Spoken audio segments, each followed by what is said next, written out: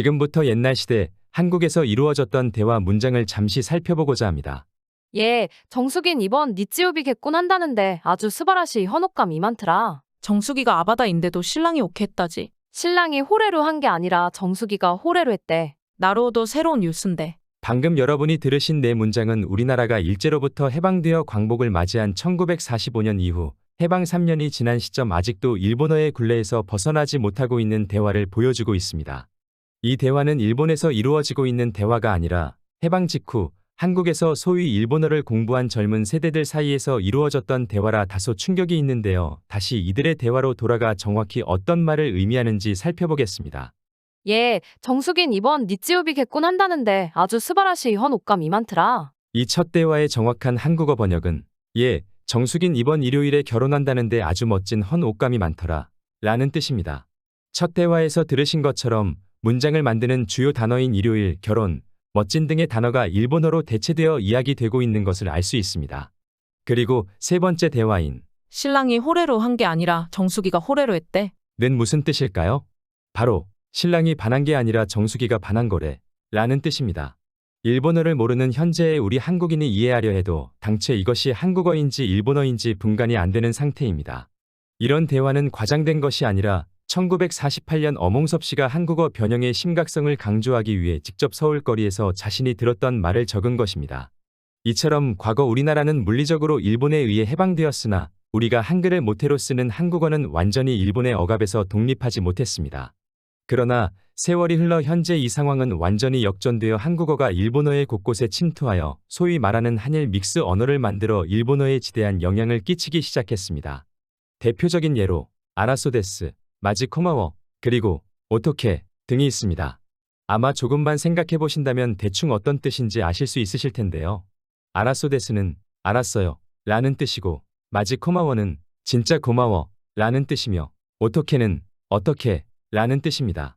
이처럼 요즘 한류 문화가 세계를 지배하면서 일본 젊은이들 사이에서 한국어와 일본어를 섞은 한일 믹스어에 대한 사용 열풍이 대단하다고 합니다. 이와 관련해서 일본 한 설문조사에서는 일본 10대의 경우 무려 83% 정도가 학교나 학원 등 일상생활에서 한국어와 관련된 문구나 단어를 써봤거나 사용한 적이 있다라고 답변했고, 일본에서 15세부터 24세를 뜻한 Z세대의 경우 약 50%에 가까운 비율로 자기나 주위 사람이 한국어 문구나 단어 등을 사용하거나 사용한 것을 본 경험이 있다고 응답했습니다. 또한 이번 설문조사에서 데즈카 야마가쿠인 대학의 이나가와 유키 교수는 겐다이 비즈니스 인터뷰에서 한일 믹스어 확산은 일본에서 한국어라는 언어가 이미 대중화됐다는 의미라며 한국어가 일본에서 가지는 위상을 인정하기도 했습니다. 우리나라가 광복을 맞이한 불과 70년 전에는 일본어에 잠식당할 뻔한 우리 한국어가 이제는 일본어의 곳곳에 침투하여 일본어의 변형을 가하고 있는 역전의 상황인 것입니다. 특히 일제시대나 해방 이후 시대를 겪어보신 일부 여러분은 충분히 느끼실 테지만 언어라는 것은 한 세대만 건너뛰어도 소멸되어 단절될 위험이 큰데요. 이 아름다운 한글과 한국어가 일제 강점기에 사라질 뻔한 아찔한 역사도 있었던 것이 사실입니다. 한글과 이 한글로 구성되는 한국어는 이미 여러분이 알고 계시듯 우수함이 전 세계적으로 증명된 것은 너무나도 당연한데요.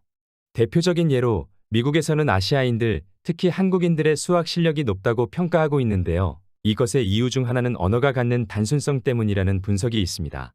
이것이 무슨 말이냐면 예를 들어 100이라는 숫자를 표현할 때 미국의 영어는 헌드레드라고 하며 사음절을 생각하거나 거쳐야만 숫자 100의 의미를 갖습니다. 그러나 한국어를 사용해 100을 표현하고자 하면 100이라 말하며 딱 한 음절만 표현하면 되는 것입니다. 이는 그만큼 언어가 숫자의 계산이나 사고방식에 있어 속도에 영향을 준다는 것인데요. 그만큼 표현에 있어서 간결한 언어의 존재와 구성은 문명의 발전과 창의력에도 지대한 영향을 미치는 것입니다.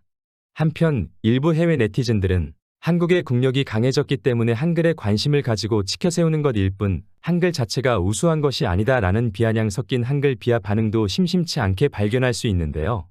이미 한글은 예전부터 그 우수성이 입증되었습니다. 우리나라가 국력이 약했던 1900년대 초 중국의 위안스카이는 당시 중국의 문맹률이 높고 땅이 넓고 소수민족이 많아 다른 문자와 언어를 사용해 의사소통하는 것이 어렵다고 판단했습니다. 이에 따라 위안스카이는 중국의 공식 문자로서 한글 도입을 시도하였으나 당시 많은 중국의 관리들이 과거 속국이었던 조선의 문자를 받아들일 수 없다고 강하게 반발하여 무산되었고, 1950년대에는 류사오치가 다시 한번 한글의 우수성을 인정하여 중국의 한글을 공식 문자로 도입하려고 했으나 이 역시 무산되었습니다. 또한 일본에서도 과거 한글 사용을 검토한 적이 있었습니다. 일본어를 구성하는 가나의 불완전성이 가장 큰 문제였는데요. 우리나라의 한글과 같은 일본어를 구성하는 가나는 한자를 쓰지 않고서는 의사 전달이 효율적으로 이루어지지 못했습니다. 따라서 일본 가나의 불완전성을 인정하고 한글을 도입하려는 시도가 있었으나 당시 조선의 국군이 쇠퇴하고 있는 나라의 문자라는 반발에 부딪혀 일본 국민의 수치가 된다며 채용하지 않기로 결정했습니다. 소위 일본 명치 유신 초에 벌어진 일이었습니다. 이처럼 우리나라가 국력이 약했던 과거부터 국력이 어느 때보다도 강력한 현재까지 한국어는 이미 많은 학자들에 의해 연구되고 인정되어 온 세계 제1의 언어라는 것은 너무나도 자명한 사실이 되었습니다. 그리고 2023년 현재 드디어 우리나라 한국이 이를 냈습니다. 바로 미국의 주요 언론인 CNN의 기사에 의하면 한국어가 중국어를 제치고 외국인이 가장 많이 배우는 언어 1위에 등극했다는 것인데요. 해당 순위는 5억 명 이상의 회원을 보유한 세계적인 외국어 학습 기관인 듀오링고의 발표로서 2022년 한 해 1위 언어는 영어, 2위는 스페인어이며 한국어는 8위인 중국어를 제치고 당당히 7위에 올랐습니다. 특히 6위인 일본어와는 격차가 매우 작아 듀오링고 사에서는 곧 한국어가 일본어를 제치고 아시아 언어 1위가 될 것이라는 전망 또한 제시했습니다. 이를 증명하듯 미국의 주요 5대 도시에 위치한 국제공항에서는 2018년부터 한국어 방송이 시작되었는데요. 아시아 언어로는 한국어가 유일하고 총 프랑스어, 라틴어, 스페인, 포르투갈, 이탈리아, 러시아어, 그리고 한국어 이렇게 4개국의 언어로 공항 안내 방송이 나오고 있습니다. 세계인들이 가장 많이 방문하는 미국의 주요 도시 공항에서 한국어 방송이 들린다는 것은 미국에서조차 한국어가 가지는 위상이 과거와는 상상도 되지 않을 정도로 성장했음을 알 수 있습니다. 지금까지 우리나라의 자랑스러운 문자인 한글과 언어인 한국어에 대해 알아보았습니다. 지금부터 이와 관련해서 세계인들의 반응은 어떤지 살펴보겠습니다. 난 홍콩에 살고 있는데 예전 같이 국제학교에서 공부하던 다른 학생 생각이 나네.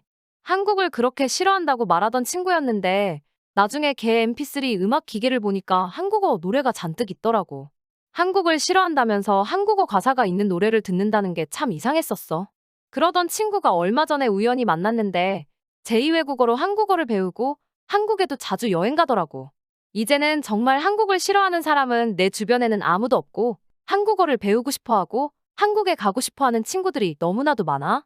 나 또한 그렇고 어렸을 때 한국어를 배운 한국인들이 부러워. 나도 동감해.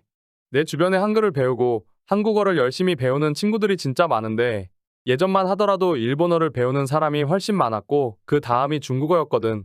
근데 이제 다들 한국어를 배우려고 해. 우리나라도 모국어와 한글을 섞어 말하는 믹스 언어가 유행이야. 한글은 배우 쉬운 문자가 맞아. 그런데 한국어는 배우기 어려운 언어야. 나도 한국어를 열심히 배우고 있는데 한국어가 표현할 수 있는 어휘랑 단어가 너무 풍부해 배울 것이 한두 가지가 아니거든. 왜 한국인들이 그렇게 지적이고 표현이 풍부한지 알 것 같아. 한글은 정말이지 위대한 문자야. 자음과 모음으로 이루어져 단어와 문장을 이렇게 완벽히 구성해내는 문자가 세상 어디에 있을까?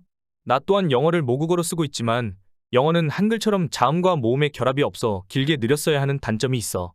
물론 영어로 나름 장점은 있겠지만 한국어를 배우면 배울수록 이제는 영어보다 한국어에 더 애착이 가더라고. 정말 한글과 한국어는 신비하고 풍부하고 너무나도 아름다운 문자와 언어야. 지금까지 우리나라의 자랑 한글과 한국어에 대해 알아보았습니다. 과거부터 지금까지 한글이 현재의 세계적인 위상을 가지게 된 것은 한글을 아끼고 아름답게 사용하며 말해온 여러분들의 노력이 있었기 때문입니다. 오늘 영상 시청해 주셔서 감사합니다.